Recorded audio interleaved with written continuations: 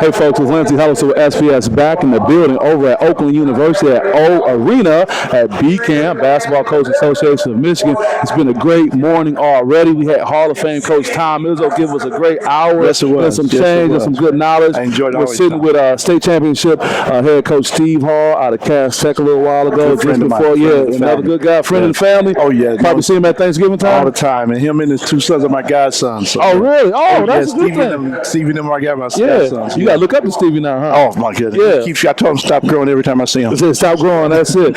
Just made an introduction with Kevin Marshall Sr., representing out of Saginaw, Bridgeport. That's right, that's been a good friend of mine. And we have Dymetrius Ware representing out of Lutheran West. Been doing some great things. I mean, are you fresh off the jet from Memphis, man? Was it Memphis where they had you down there a little while ago? I was just blessed to be around greatness, man. Yeah. Gary Stewart's one of the top-notch head coaches in the country. He works at he's the head coach at Davidson,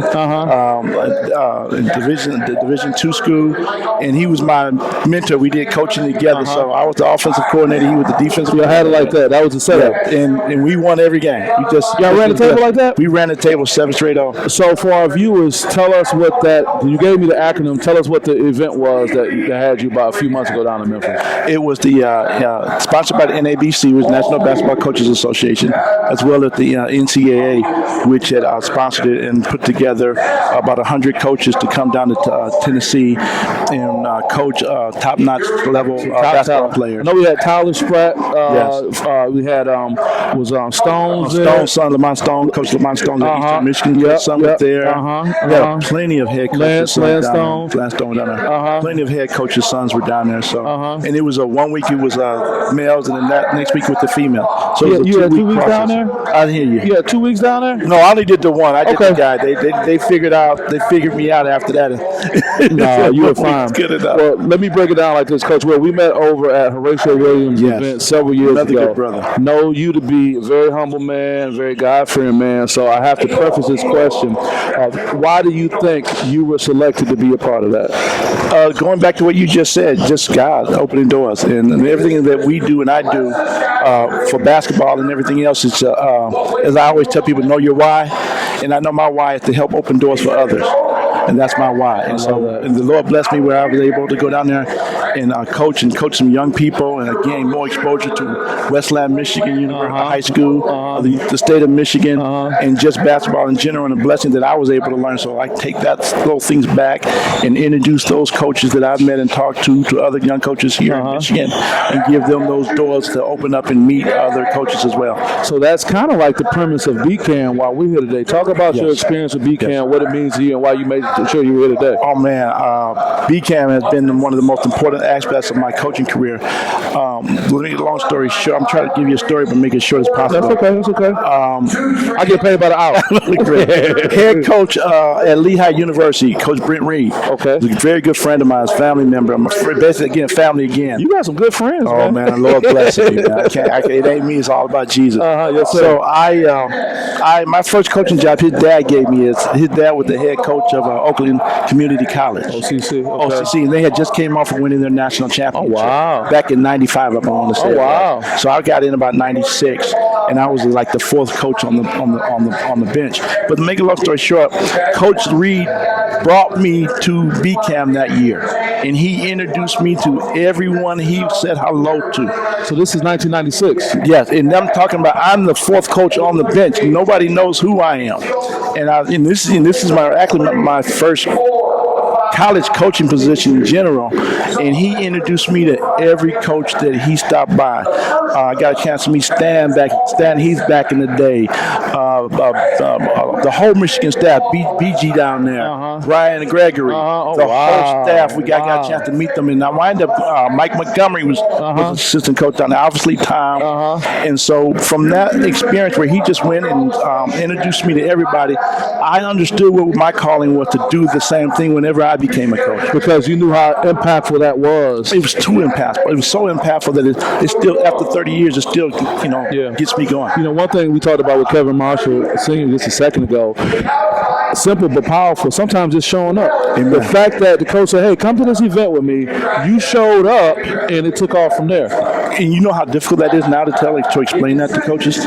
It's really a difficult thing to get to explain that to them and get them to understand that this you have to do an investment in yourself. Yeah. But we're there to help you. But if you don't allow us to help you and coach you, it's difficult for you to move these days in these circles. Yeah. So that's why I say God opened doors for me, for the young people and the people that I know, that I can open doors. I'm not, no better than anyone. I'm probably one of the worst coaches in the country. But the point is, Lindsay, God's opened the doors for me to be able to be in this position, and that I'm going to use it to help kids and improve their life. But I'm also going to help these young men who want to be coaches and show them how to do it the right way. Let me just clarify one thing. I would say the definition of the worst coach in the country is the one that doesn't show up. Right. You here, so we can't give you no classification close to that. Because it's all about what, man? Like getting these people ready, supporting each other, having a network. You and I have become fast friends in our connection and being able to support people like that. I want to go back to something you were saying.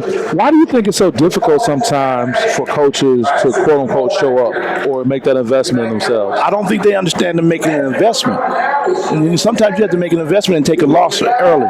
And then the rewards come further ahead. And a lot of young people today don't want to come further ahead. And I've even been in that situation when I was younger. I didn't feel like I was moving as fast as I wanted to move. But that was, and I didn't, again, being young, didn't understand that. But now that I look back, God's all worked everything and showed me. I can look back and see step by step what these things have done for me and how they've opened doors for me and my family and other things. My son played for the University of Michigan. He was a 5'9" defensive tackle. Wow. Played for Rich Rod. And Rich Rod gave him a walk-on. And that's just through those experiences that I had with other coaches that we met and all the coaches that I've been around, man. It's been a blessing. Greg Carter, Steve Hall. Steve gave me my job. After I left OCC, Steve gave me an assistant job with him, and we won the 2 state titles. At Rogers. So all these blessings have come to me. Coach, I didn't know you was able to brag about 2 state championships. I didn't know you had that under there. Man, I'm not bragging. I'm talking about that. I know you are. I'm bragging for you, but I just didn't know that. And but God just opened these type of doors for me, and that's why I say it's so important for me to make sure that I'm trying to do my best to help with young people and help develop these young coaches. And we just got through doing our think tank last week. We call it a think tank, and we do it about once or twice a year where we don't make it a large event. We do about 10 to 12 coaches. Okay. Have them come in, and then we'll have, usually we talk. We talk about what the issues are, like with me and you are doing right now. And then we'll do that for about an hour and a half, and then we go on the floor and we strategize and talk. And how do you run your defense? What do you do? We show so much information. So much information, and it's free. We don't charge anybody for it. We promote it on all the media's events and activities that we can. But again, that's just another way to open up and give people an opportunity to learn and grow and help develop. I love teaching and I love coaching, and I just love helping people. So. I love that. Let's get to talking business. Come November, man, it's that time. What is the season gonna look like for you guys? Oh man, we're so excited. We have a young man by the name of Christian Fontaine, who's a senior. He's made all conference 2 years in a row. As a sophomore, he made all conference and dream team. He made dream team the last fall too as well. He's going into his senior year. He's averaging 18 points a game. We have another young man. What's the specs? How tall is he?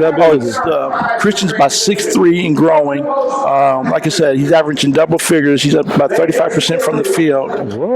Again, like I said, being in the small schools, a lot of times people don't get an opportunity. Yeah, and they poo small schools. Oh, where you at? Oh, okay. But this kid's phenomenal, and he's a great heart.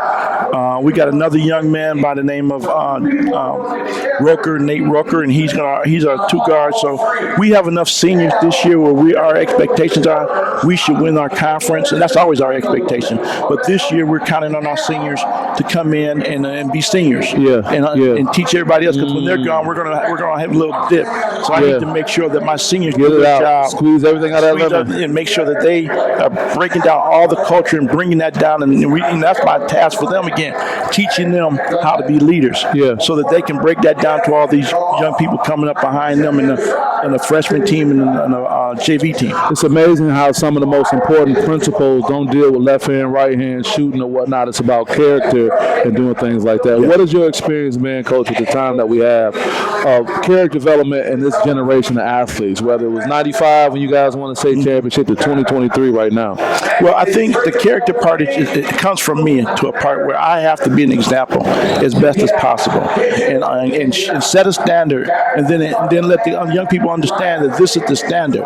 We may make some adjustments and we don't go with a bunch of rules because you can always get bit by rules. Sure. But if you go with expectations, you can always make adjustments on expectations. I like that. You see what I'm saying? So we give them expectations and they know what those expectations are and we expect them to follow them. And if we have to make an adjustment on the expectation, they still can't say, well, you're changing the rule for somebody else. And they be looking for that too. They sleep at night. What kind can I get around this? So, we take that away from them. And we've learned that a lot of times, It's like the kids go to school and they say, well, I don't have no pencil. And you say, where's your pencil? So I learned a long time ago, bring a box of pencils and put it on the table. So you already addressed that. I like that. So that's the culture we're trying to deal with our kids and anywhere I go.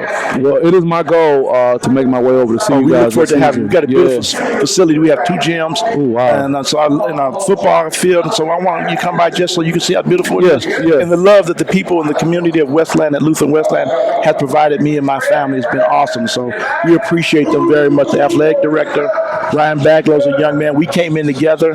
So, it's always good to be hired by the AD that just got in. We came in. Again, so opening doors. Yes. And I'm going to make sure. You shout out to athletic director. Anybody else want to give any shout outs to before we go? Hey, the Lutheran Westland High School community, the football team and everybody else, we say we love you, good luck, and the girls volleyball team. So we're looking to have a good year and a good season. We appreciate you, brother, for all you've been doing. Thank you. And you and Horatio have been doing an awesome job, and Horatio's my man. He owed me some licorice. When we first met, he asked me could he have some licorice, and I gave it to him. He still ain't gave me my licorice. Hey, you better stay on here. He asked anybody for anything. And you know what, guess what? You give it to him too, don't you? He's like, that's exactly how he is. So, yes. I love it. Hey, we're having a good time. It's going to be some good things to look forward to over at BCAM. We see you guys next time. Lindsay Elson with SPS. Peace.